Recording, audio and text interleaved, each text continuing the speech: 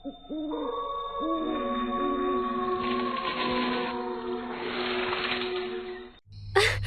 अपनी तबीयत कुछ ठीक नहीं लग रही है। रोहित, आप अभी तक निकले या नहीं? मैं निकल गया हूँ रीना, लेकिन पता नहीं क्या बात है, आज का दिन ही खराब है। ऑफिस से निकलकर बस स्टॉप आने लगा तो रास्ते में ऑटो पंचर हो गया। बड़ी मुश्किल से पंचर बनवाकर ऑटो वाले ने मुझे बस स्टॉप छोड़ा तो इतने में यहाँ से रानीपुर जाने वाली आखिरी बस निकल गई। अब दिन ढल चुका है और शहर से बाहर इस छोटे से बस स्टॉप पर मैं अकेला खड़ा हुआ हूँ। तुम जानते हो कि यहाँ बस स्टॉप बिल्कुल जंगल के किनारे बना हुआ है। दिन ढलते ही यहाँ पर जंगली सियारों के रोने की आवाज सुनाई देनी शुरू हो गई है। क्या? अगर बस निकल गई तो फिर आप कैसे आ पाएंगे? मुझे लग रहा है ज्यादा समय नहीं है, आप जल्दी आ जाइए। मैं अकेले कैसे सब कुछ संभालूंगी? तुम चिंता मत करो रीना, मैं कुछ ना कुछ रास्ता निकालता हूँ, चाहे जो भी करना पड़े। मैं जल्द से जल्द तुम्हारे पास पहुँचने की कोशिश करता हूँ। रोहित हैरान परेशान सा बस स्टॉप पर खड़ा हुआ था। तभी एक अधेड़ उम्र के आदमी ने पीछे से आकर उसके कंधे पर हाथ रख दिया। सुनसान से बस स्टॉप पर यूं अचानक किसी अनजान व्यक्ति के कंधे पर हाथ रख देने से रोहित कांप उठा था। कौन? क्या चाहिए आपको? रोहित ने देखा उसके पास में एक अधेड़ उम्र का व्यक्ति खड़ा हुआ था जिसने बड़े ही मैले और बदरंग कपड़े पहने हुए थे। उसकी आंखें ऐसा लगता था जैसे दूर कहीं शून्य की ओर देख रही हूं। चेहरे पर न जाने कैसी मनहूसियत छाई थी कि उसे देखकर रोहित कुछ असहज सा हो गया था। मैं पास के शमशान का चौकीदार हूँ, सालों से इसी शमशान की चौकीदारी कर रहा हूँ। मेरी आंखों ने न जाने कितने ही इंसानी शरीरों को राख में बदलते हुए देखा है। न जाने क्यों इस मिट्टी के शरीर से आदमी इतना मोह करता है। इस आदमी की बातें रोहित को थोड़ा असहज कर रही थी, इसलिए वह उससे थोड़ा गैप बनाकर खड़ा हो जाता है। रानीपुर जाना चाहते हो? आपको कैसे पता कि मुझे कहाँ जाना है? तुम्हारी पत्नी की हालत नाजुक है, कभी भी बच्चा दुनिया में आ सकता है। तुम्हें यहाँ ज्यादा समय इंतजार नहीं करना चाहिए। मैं तो आज पहली बार आपसे मिला हूँ, आप मेरे बारे में इतनी बातें कैसे जानते हैं? कौन हो तुम? कोई जादू टोना जानते हो क्या? उस आदमी की विस्मयकारी बातें सुनकर रोहित की आंखें आश्चर्य से फैल गई थी। तुम शहर के लोग बड़े ही मूर्ख होते हो। अभी तुम ही गला फाड़ फाड़ कर फोन पर अपनी पत्नी से बात कर रहे थे। तुम्हारी आवाज सिर्फ मैंने नहीं, शमशान के मुर्दों ने भी सुन ली है। क्या बात कर रहे हो? मुर्दे भला किसी की बात कैसे सुन सकते हैं? अच्छा, ये बताओ, रानीपुर जाना चाहते हो या नहीं? जाना चाहता हूँ। मेरी पत्नी को मेरी जरूरत है और मैं यहाँ बस के इंतजार में खड़ा हुआ हूँ। देखो, रानीपुर के लिए बस दिन में 2 बार ही जाती है। शाम की बस निकल गई है और सुबह की बस कल 5 बजे मिलेगी। लेकिन शायद तुम्हारे पास इतना वक्त नहीं है। वही तो मैं भी समझ नहीं पा रहा हूँ कि आखिर करूँ तो क्या करूँ। एक रास्ता है, बगल में ये जंगल देख रहे हो, इसमें से होकर एक संकरा रास्ता जाता है जो आगे जाकर उधमपुर पर मिलता है। आगे की सड़क काफी टूटी फूटी है, जिसके कारण बस को भी उधमपुर पहुंचने में अभी 2 घंटे का समय लग जाएगा।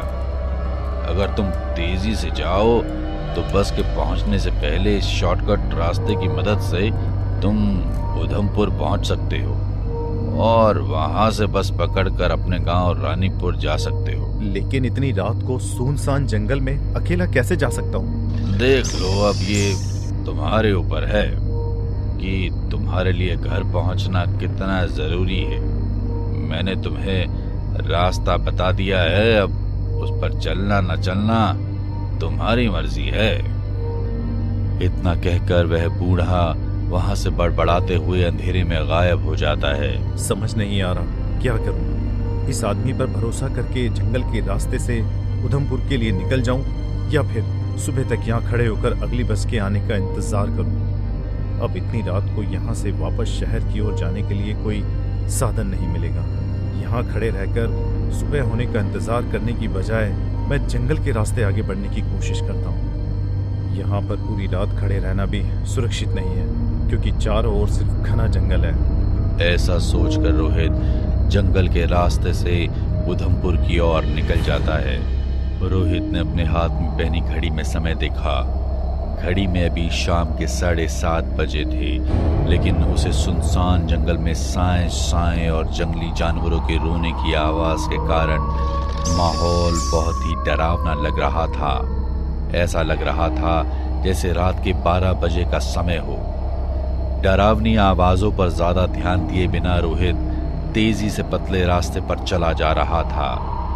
वह कुछ ही दूर चला होगा कि अचानक उसे ऐसा लगता है जैसे उसके पीछे से कोई साया बहुत तेजी से वहां से निकल गया हो। सुनसान जंगल में अचानक से किसी के उसके पास से होकर गुजरने के एहसास से उसके शरीर में झुरझुरी सी दौड़ गई थी। हैरान होकर रोहित ने फिर पीछे मुड़कर देखा, लेकिन अपने पीछे उस काले अंधेरे के अलावा कुछ भी नहीं दिखाई दिया। कांपते कदमों से वह फिर से जंगल में आगे बढ़ने लगा। अचानक उसे अपने पीछे से बस के हॉर्न की आवाज सुनाई दी। रोहित ने चौंक कर पीछे देखा। उसके पीछे से रानीपुर डिपो की बस हॉर्न बजाती हुई चली आ रही थी। रोहित के आश्चर्य का ठिकाना ना रहा। ऐसा कैसे हो सकता है? जंगल में अचानक से बस कहां से आ गई? रोहित ने बस के सामने खड़े होकर हाथ हिलाया तो बस उसके पास आकर ठहर गई। रोहित लपक कर बस में चढ़ गया। बस में चढ़ने के बाद रोहित ने महसूस किया कि बस में सिर्फ कुछ गिने चुने पैसेंजर्स ही बैठे हैं। जितने भी पैसेंजर्स बस में थे उन सबके चेहरे और हाव भाव रोहित को कुछ सामान्य नहीं लग रहे थे।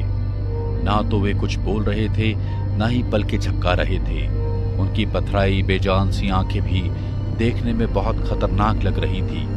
अरे भैया, मैं तो कितनी देर से बस स्टॉप पर खड़ा हुआ था, लेकिन एक आदमी ने बताया कि बस जा चुकी है। फिर आप अचानक कैसे आ गए? उधर सड़क खराब थी, इसलिए हमने जंगल के रास्ते पर बस घुमा ली। उधर कुछ खुदाई का काम चल रहा है। चलो, जो हुआ अच्छा ही हुआ। अब मैं कम से कम समय से अपने घर तो पहुंच जाऊंगा। रोहित ने महसूस किया कि बस में बैठे हुए सभी पैसेंजर्स के चेहरे बिल्कुल सफेद पड़े हुए हैं और वो अभी भी एक ही दिशा में देखे जा रहे थे। रोहित जाकर ड्राइवर के पास वाली सीट पर बैठ जाता है। रोहित जितना भी उन लोगों से ध्यान हटाने की कोशिश करता है, बार बार उसकी नजर पीछे बैठे लोगों पर ही पड़ती। बार बार उसे ऐसा लगता जैसे वो लोग उसे ही घूर रहे हों। रोहित अब कुछ असहज सा महसूस कर रहा था। इस सुनसान जंगल में तुम अकेले कहाँ जा रहे थे भाई? मुझे रानीपुर जाना था। जब मेरी बस छूट गई तो एक बूढ़े आदमी ने मुझे कहा कि जंगल के रास्ते एक शॉर्टकट पड़ता है। अगर मैं शॉर्टकट से जाऊं तो बस को रास्ते में उधमपुर से पकड़ सकता हूं, इसीलिए मैं उधमपुर की ओर जा रहा था। रोहित की बात सुनकर बस में बैठे सभी पैसेंजर्स जोर जोर से हंसने लगते हैं। हंसते हुए उनका चेहरा बहुत ही भयानक लगने लगा था। लेकिन आप लोग हंस क्यों रहे हैं? क्या बात है? ये रास्ता उधमपुर की ओर नहीं बल्कि नरक की ओर जाता है। नरक कैसा होता है जानते हो? घबराओ नहीं, इसका एहसास तुम्हें बहुत जल्दी ही होने वाला है। कंडक्टर की बात सुनकर रोहित को पहले से भी ज्यादा डर लगने लगता है। बस रोको, मुझे नीचे उतरने दो। मैं यहाँ से अपने आप चला जाऊंगा। इस बस में अपनी मर्जी से बैठ तो सकते हैं, लेकिन उतर नहीं सकते। अब तो ये अपनी मंजिल पर पहुंचकर ही रुकेगी। ये कैसी बातें कर रहे हो? मैं कहता हूँ बस को रोको। रोहित तेज आवाज में बार बार बस को रोकने के लिए कहने लगता है। अचानक ही बस में पीछे बैठे सारे पैसेंजर्स गायब हो जाते हैं और उसके बाद बारी बारी से बस की खिड़की पर लगे कांच टूट टूट कर गिरने लगते हैं। तभी बस के आगे का कांच एक तेज आवाज के साथ चटक जाता है। डर के मारे रोहित अपनी आंखें बंद कर लेता है। अगले ही पल जब वह आंखें खोलता है तो पाता है कि बस में बैठे सारे पैसेंजर्स अब उसके इर्द गिर्द खड़े हुए उसे एकटक घूर रहे हैं। डर लग रहा है ना? चलो, तुम्हारा डर कम करने के लिए तुम्हें एक राज की बात बताता हूँ। इस जंगल से उधमपुर जाने का कोई रास्ता है ही नहीं। 6 महीने पहले की बात है। मैं रानीपुर डिपो की बस लेकर निकला तो पता चला रानीपुर जाने वाले इकलौते कच्चे रास्ते पर खुदाई का काम हो रहा है, जिसके कारण बस आगे नहीं जा सकती थी। मैं सुंदरपुर के पास बस को साइड में लगाकर कुछ सोच रहा था कि एक अधेड़ आदमी मेरे पास आया और उसने मुझे जंगल के रास्ते आगे जाने का सुझाव दिया। तुम्हारी तरह मैंने भी उस आदमी पर भरोसा कर लिया और इस रास्ते की ओर चला आया। ये कोई आम रास्ता नहीं है। इस रास्ते के चप्पे चप्पे पर प्रेतों का डेरा है। तुमने भी महसूस तो किया ही होगा कि कोई तुम्हें छिपकर देख रहा है या तुम्हारे साथ साथ चल रहा है। मैं बस लेकर यहाँ आया तो जरूर था, लेकिन कभी यहाँ से बाहर नहीं जा पाया। यकीन ना हो तो नजर घुमाकर बाहर की तरफ देख लो। कंडक्टर की बात सुनकर रोहित बस की हेडलाइट की रोशनी में आसपास देखने की कोशिश करता है। जगह जगह पर पेड़ों से कुछ भयानक चेहरे वाली चुड़ैल उल्टी लटकी हुई नजर आ रही थी। आप चिंता मत करो, मैं आपको अपने साथ लेकर यहाँ से बाहर जाऊंगा। हम मिलकर बाहर जाने का रास्ता ढूंढ लेंगे। अब कोई इस जंगल से बाहर नहीं जा सकता, तू भी नहीं। उस रात बस में बैठी सवारियां सहित हम दोनों भी उन प्रेतों का शिकार बन गए थे। ये देखो हमारी कैसी हालत हो गई है। कंडक्टर की इतना कहते ही बस को एक जोरदार झटका लगता है और ड्राइवर बस रोक देता है। रोहित की नजर सामने सड़क की ओर जाती है। हे भगवान, ये तो वही आदमी है जिसने मुझे जंगल में भेजा था। ये यहाँ कैसे आ गया? इससे पहले कि रोहित कुछ समझ पाता, सड़क पर खड़े हुए उस आदमी का चेहरा एक भयानक चेहरे में बदलने लगा और उसने अपना एक हाथ उस बस की ओर उठा दिया। उसके ऐसा करते ही बस में आग की लपटें उठने लगी। सामने रास्ते पर खड़ा हुआ व्यक्ति अब जोर जोर से हंस रहा था। बस में बैठे यात्री उस आग के बीच में बैठ जोर जोर से चीख रहे थे। उनकी चीखने की आवाजें सुनकर रोहित पसीने से तरबतर हो जाता है और मन ही मन भगवान का नाम लेकर उन्हें याद करने लगता है। मैं कहाँ हूँ? अरे आप अपने घर में हैं। न जाने कैसे आप रास्ते में बेहोश पड़े हुए थे। गांव के लोगों ने आपको देखा तो उठाकर घर तक ले आए। कल से बेहोश पड़े हुए थे। क्या हुआ था आपको? पत्नी के मुंह से सारी बात सुनकर रोहित सन्न रह गया था। उसे अभी भी यकीन नहीं हो रहा था कि वह जीवित अपने घर पहुंच गया है। वो आज भी इस पहेली को नहीं समझ पाया है कि उसकी आंख तो उस हॉन्टेड बस में बंद हुई थी, तो वो गांव वालों को रोड पर पड़ा कैसे मिला।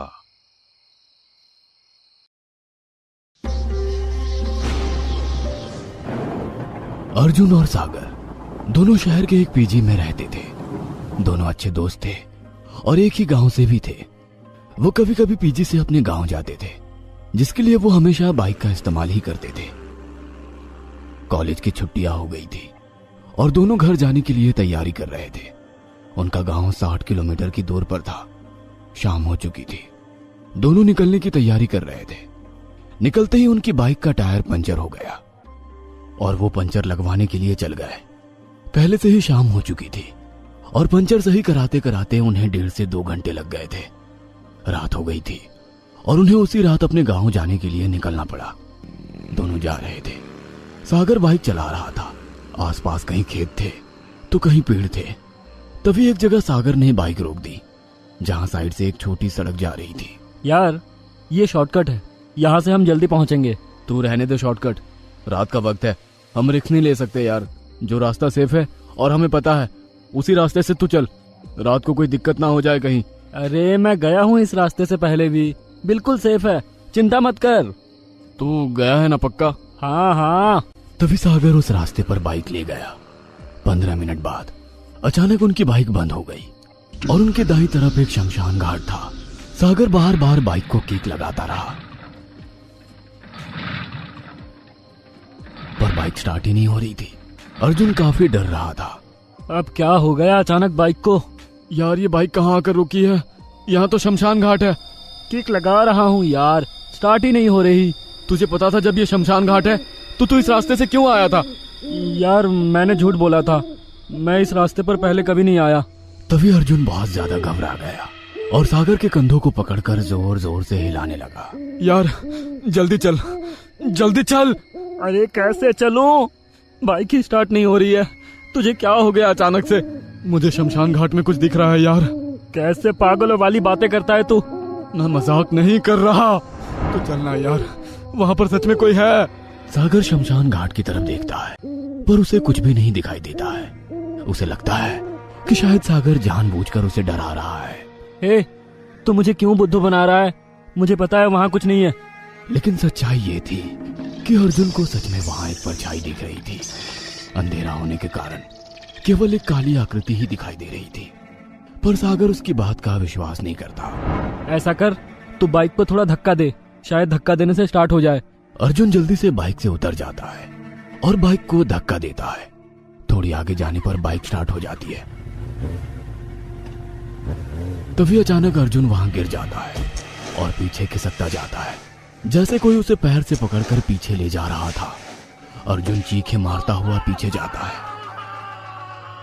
सागर बाइक को रोकता है और अर्जुन के पीछे पीछे भागकर जाता है। सागर उसको पकड़ने के लिए भागता रहता है और अर्जुन वापस शमशान घाट के सामने आकर रुक जाता है। सागर भी ये देखकर डर जाता है।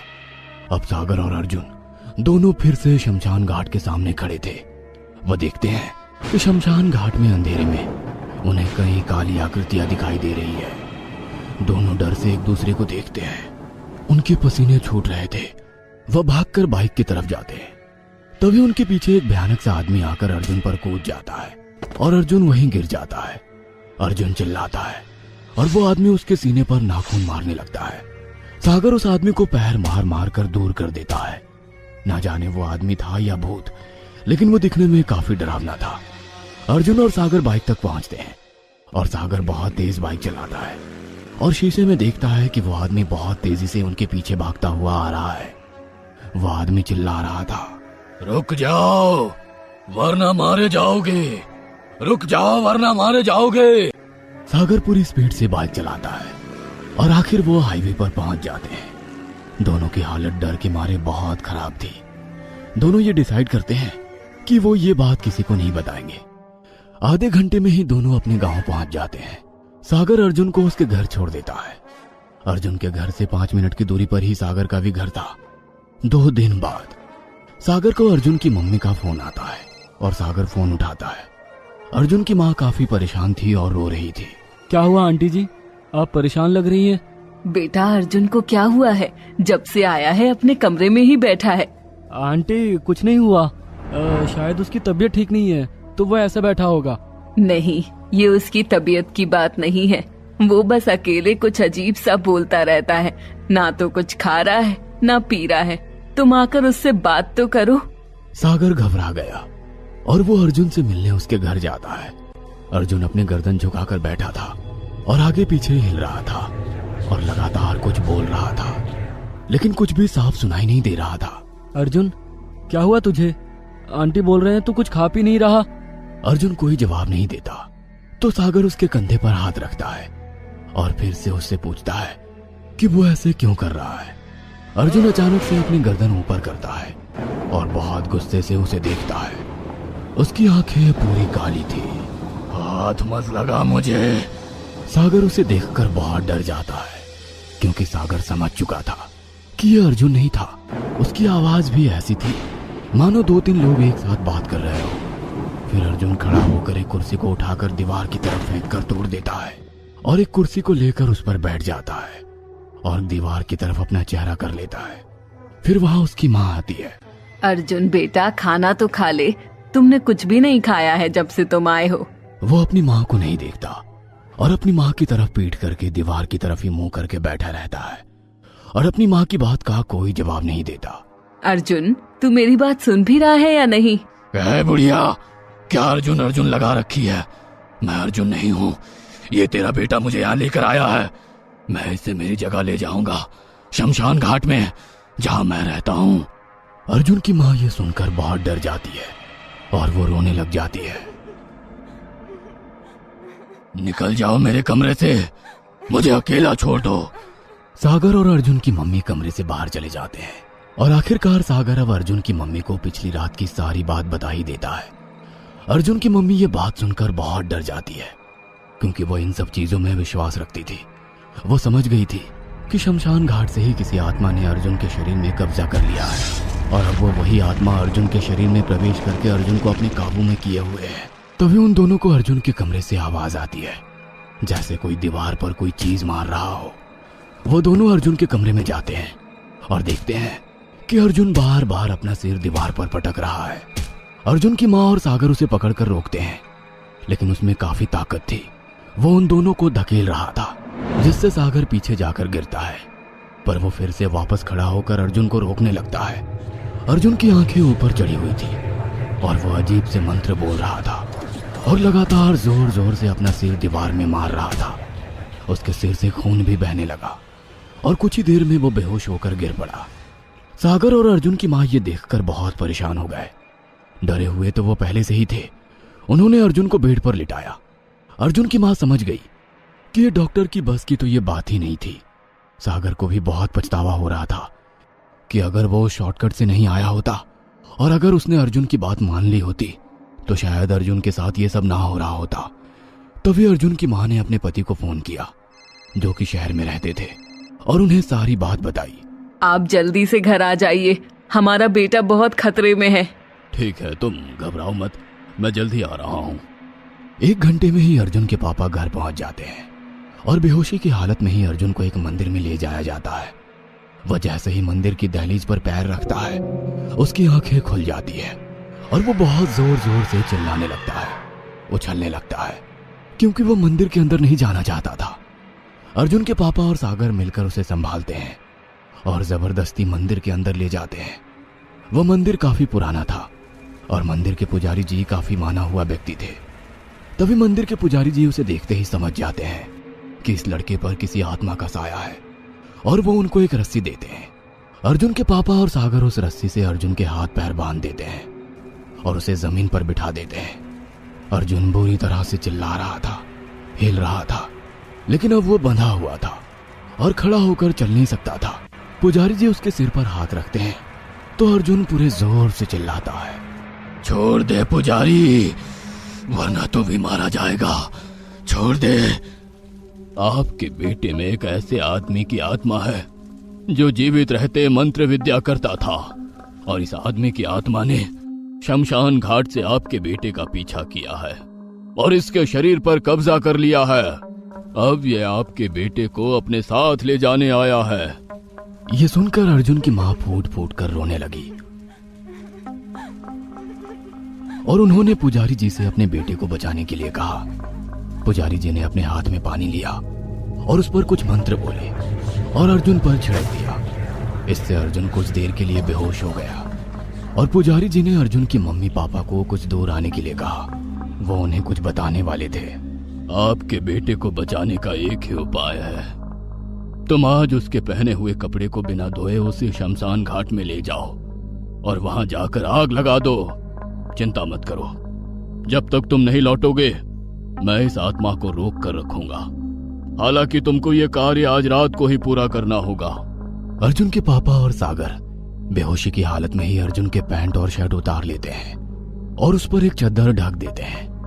इसके बाद अर्जुन की मम्मी और पापा उसके कपड़े लेकर शमशान घाट पहुंच जाते हैं, क्योंकि रात हो चुकी थी और अर्जुन के मम्मी पापा को भी वहां पर कई तरह की भयानक चीजें और भयानक आवाजें सुनाई देती है और उन्हें वहां शमशान में कई साए भी दिखाई देते हैं। लेकिन पुजारी जी ने उनके गले में एक माला डाल दी थी, जिससे कोई बुरी शक्ति उन्हें नुकसान नहीं पहुंचा सकती थी, ना ही छू सकती थी।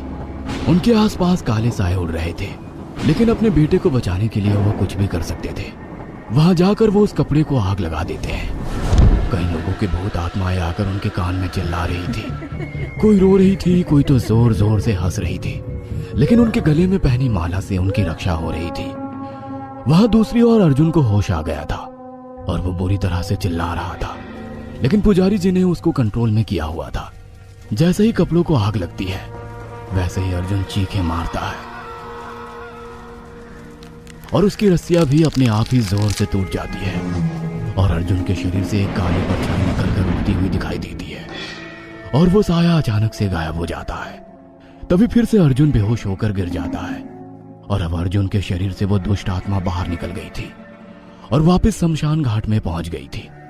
इन सब के कुछ देर बाद अर्जुन के मम्मी पापा भी वापस आ जाते हैं और पुजारी जी से बात करके उन्हें पता चलता है कि अब अर्जुन के शरीर से वो साया निकल चुका है और अब सब कुछ ठीक हो चुका था।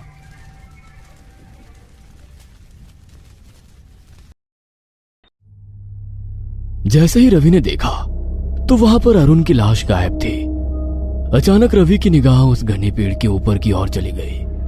उसने देखा तरुण का भूत उस पेड़ पर खड़े हुए बेहसी अंदाज में उन दोनों की ओर देखकर हंस रहा था।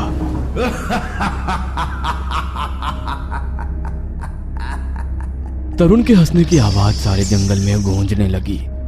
अचानक देखते ही देखते तरुण के हाथ बहुत लंबे हो गए और उन दो हाथों ने रवि की गर्दन को बुरी तरह से दबोच लिया। रवि का दम घुटने लगा। रवि अपनी जान बचाने के लिए हाथ पैर छटपटाने लगा। अरुण ने रवि को बहुत बचाने की कोशिश की, मगर वो नाकामयाब रहा। अचानक उन दोनों हाथों ने रवि को उस पेड़ के ऊपर खींच लिया और देखते ही देखते वो दोनों अरुण की आंखों से ओझल हो गए और रवि की दिल दहला देने वाली आवाज अरुण को सुनाई दी। और कुछ ही सेकंड के बाद रवि की लाश अरुण के सामने पड़ी हुई थी। अरुण वहां पर अब अकेला बचा था।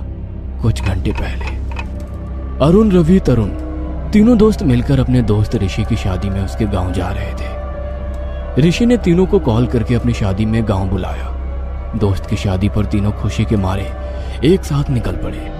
अरुण, रवि, तरुण तीनों एक ही शहर में रहते थे और ऋषि का गांव शहर से 1 दिन के सफर पे था। तो तीनों ने डिसाइड किया कि तीनों अरुण की कार से मजे लेते हुए साथ में मस्ती करते हुए जाएंगे। तीनों गाड़ी में बातें करते हुए जा ही रहे थे कि तभी एक काला साया अरुण की कार के सामने से बहुत तेजी से गुजरा। अरुण ने बड़ी स्पीड से कार के ब्रेक लगा दिए। अचानक मौसम खराब हो गया। धीमी धीमी बरसात शुरू हो गई।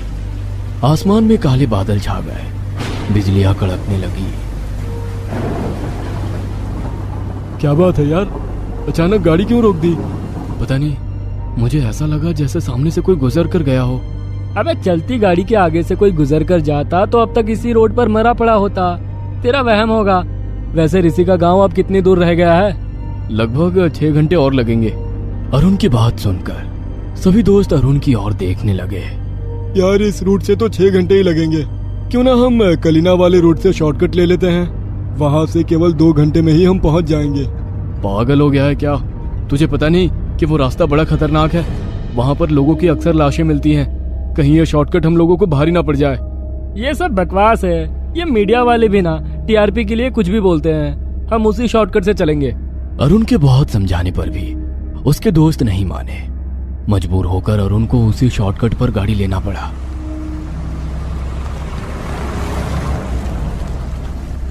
रात का अंधेरा चारों तरफ फैल चुका था। हवाओं ने अपना रुख तेज कर दिया था। चारों तरफ केवल और केवल साए साए की आवाजें आ रही थी। ऐसा लग रहा था कि जैसे अरुण और उसके दोस्त उस रोड पर अकेले हो। जंगल के बड़े बड़े पेड़ रात के अंधेरे में किसी राक्षस की तरह लग रहे थे। अरुण के चेहरे पर एक डर था। वो उस रोड पर बहुत तेजी से गाड़ी ड्राइव कर रहा था। उसके ड्राइव करने के अंदाज से ऐसा लगता था मानो कि वो जल्द से जल्द उस रोड से निकल जाना चाहता था। तभी एक बहुत बड़ी बिल्ली उसकी कार के सामने आकर खड़ी हो गई। अरुण ने बड़ी स्पीड से कार के ब्रेक दबा दिए। उस बिल्ली को देखकर तीनों दोस्तों के माथे पर पसीना आ गया। उस बिल्ली का कद आम बिल्लियों से बहुत बड़ा था। उसकी आंखें रात के अंधेरे में अजीब से अंदाज में चमक रही थी। अचानक वो चिल्लाती हुई जंगलों की तरफ भाग गई। रवि और तरुण ने डरते डरते अरुण की ओर देखकर कहा, ये क्या बला थी यार? बिल्लियां तो मैंने बहुत देखी है, लेकिन इतनी बड़ी बिल्ली तो मैंने कहीं नहीं देखी। यार मुझे तो लगता है कि अरुण सही कह रहा था। कहीं हम लोगों ने गलत शॉर्टकट तो नहीं ले लिया? मैं कहता हूँ अब भी वापस चलो। मुझे कुछ ठीक नहीं लग रहा है। मैंने शॉर्टकट के बारे में बहुत सी अफवाहें सुनी हैं। तू सही कह रहा है यार। इस पूरे रोड पर केवल हम लोगों की कार ही अकेली दौड़ रही है। आसपास कोई नजर नहीं आ रहा है। ऐसा लगता है जैसे कि रात के सन्नाटे में केवल हम लोग ही यहाँ पर मौजूद हैं। अरुण के दोस्तों ने वापस मोड़ने की सहमति दे दी, मगर अरुण ने जैसे ही कार वापस मोड़ने के लिए स्टार्ट की, वो स्टार्ट नहीं हुई। अरुण और उसके दोस्तों ने कार को स्टार्ट करने की बहुत कोशिश की, धक्का भी लगाया, लेकिन लाख कोशिशों के बाद भी कार अपनी जगह से टस से मस नहीं हुई। तभी अचानक एक दिल दहला देने वाली भयानक रोने की आवाज उनके कानों में टकराई। आवाज सुनकर तीनों एक दूसरे के चेहरे की ओर देखने लगे। अरुण ने कपकपाती हुई आवाज में अपने दोस्तों से कहा, ये तो किसी औरत के रोने की आवाज है यार। तू सही कह रहा है, कहीं ऐसा तो नहीं कि कोई औरत मुसीबत में हो। क्या बात कर रहा है, तू देख नहीं रहा यहाँ पर दूर दूर तक कोई इंसान मौजूद नहीं है। अचानक अरुण की निगाह सामने घनी झाड़ियों पर पड़ी। अरुण ने देखा रात के अंधेरे में झाड़ियों में कोई खड़ा हुआ उन सबको घूर रहा था। उसे देखकर ऐसा लग रहा था जैसे उसकी आंखों के अंदर आग जल रही हो। यह देखकर अरुण के शरीर में डर की लहर दौड़ गई और अरुण बुरी तरह से घबरा गया। अचानक अरुण का मुरझाया हुआ चेहरा देखकर रवि अरुण की ओर देखकर बोला, क्या हुआ यार, तू अचानक से इतना घबरा क्यों गया? वो सामने देख, झाड़ियों में कोई खड़ा है। अरुण के कहने पर उसके दोस्तों ने झाड़ियों की तरफ देखा तो वहां कोई मौजूद नहीं था। अरे यार, वहां तो कोई मौजूद नहीं है। एक तो मुझे वैसे ही डर लग रहा है, ऊपर से तू मुझे और डरा रहा है। नहीं यार, मैंने वास्तव में देखा कि झाड़ियों में कोई मौजूद था जिसकी आंखें चमक रही थी। अरे यार, वही बिल्ली होगी। उन तीनों की गाड़ी एक घने पेड़ के नीचे खड़ी हुई थी। अरुण और रवि एक दूसरे से बातें कर ही रहे थे कि अचानक उनके कानों में तरुण के बचाओ बचाओ की आवाज आई। उस आवाज में एक अजीब सा दर्द था। आवाज सुनकर अरुण और रवि ने जैसे ही पीछे मुड़कर देखा तो वहां से तरुण गायब था। तरुण को अचानक गायब देखकर उन दोनों के चेहरे दहशत से पीले पड़ गए। अरुण ने कपकपाती हुई आवाज में रवि की ओर देखकर कहा, यार, ये आवाज तो तरुण की थी। तरुण कहाँ गया? कहीं वो हम लोगों को डरा तो नहीं रहा? नहीं यार, वो हम लोगों के पीछे ही तो खड़ा था। और रहा सवाल उसके डराने का, तो तरुण उस नेचर का नहीं है। वो बेचारा तो खुद ही डरा हुआ है, और सच कहा जाए तो हम सब डरे हुए हैं। तो फिर तरुण कहाँ गया? अरुण ने ये बोला ही था कि अचानक तरुण की दिल दहला देने वाली कर्राहट की आवाज फिर सुनाई दी। तरुण की आवाज ऐसी थी जैसे कि कोई उसे बुरी तरह से छुरी से काट रहा हो। तरुण की कराहट से जंगल दहल उठा। कुछ देर बाद तरुण की कर्राहट की आवाज शांत हो गई। सब तरफ खामोशी छा गई। अरुण रवि से कुछ कहने ही वाला था कि तभी अचानक घने पेड़ के नीचे से तरुण की लाश धड़ाम से नीचे गिरी। तरुण की लाश देखकर दोनों की हालत खराब हो गई। अरुण ने देखा कि तरुण की लाश जमीन पर पड़ी हुई थी। लाश देखकर अरुण और रवि के दिमाग ने काम करना बंद कर दिया था। उन दोनों ने देखा कि तरुण की लाश से आंख गायब थी। उसके चेहरे का मांस जगह जगह से कटा हुआ था। ऐसा लग रहा था जैसे कि किसी जंगली जानवर ने उसके चेहरे को पूरी तरह से फाड़ दिया हो। तरुण का भेजा बाहर निकला हुआ था। रवि ने चिल्लाते हुए अरुण की ओर देखकर कहा, हम सबकी जान खतरे में है अरुण, भलाई इसी में है कि यहाँ से भाग। अरुण डरते हुए रवि की ओर देखकर बोला, लेकिन तरुण मर चुका है, और अगर हम लोग ऐसे ही यहाँ पर खड़े रहे तो कुछ देर बाद हम भी मारे जाएंगे। चल भाग यहाँ से। इतना कहकर वो दोनों तरुण की लाश को छोड़कर भागने लगे।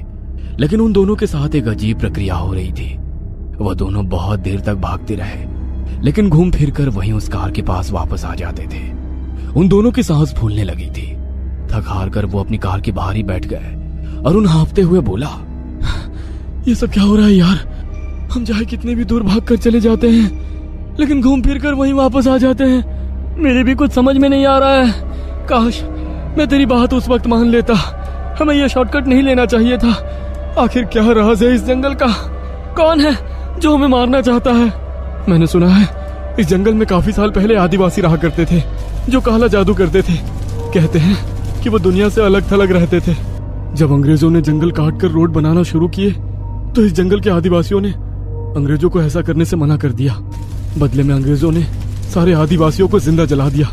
कहते हैं कि उनकी आत्माएं आज भी जंगल में भटकती हैं, और कोई भी रात में अगर भूला भटका मुसाफिर यहाँ फंस जाता है तो वो कभी बाहर नहीं निकल पाता। अगर ऐसी बात थी तो तूने हमें पहले क्यों नहीं बताया? मैं बताना चाहता था, लेकिन तुम लोग मेरी बात पर यकीन नहीं करते। अचानक तरुण बात करते करते रवि से बोला, तरुण की लाश कहाँ गई? जैसे ही रवि ने देखा तो वहां पर अब तरुण की लाश गायब थी। अचानक रवि की निगाह घने पेड़ के ऊपर की ओर चली गई। उसने देखा कि तरुण की लाश भूत बनकर उस पेड़ पर खड़ी हुई बेहसी अंदाज में उन दोनों की ओर देखकर हंस रही थी।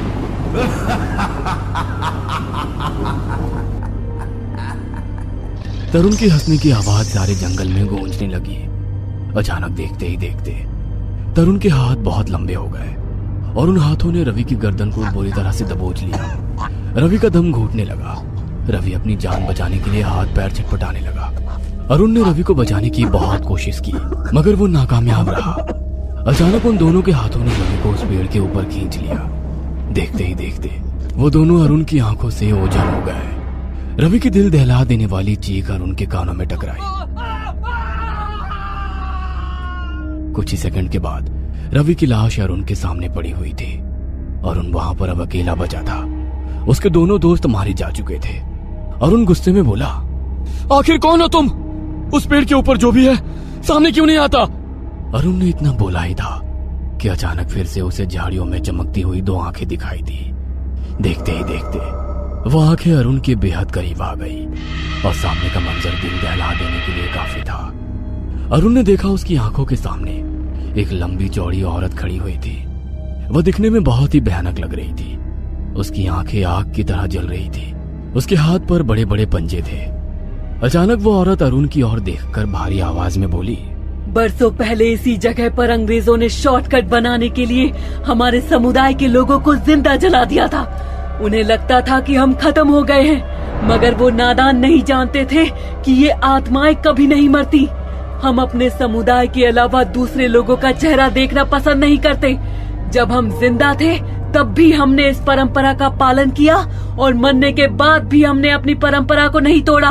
इतना कहकर वो औरत एक भयानक काली परछाई बनकर अरुण के ऊपर झपट पड़ी और कुछ देर के बाद वहां सन्नाटा छा गया।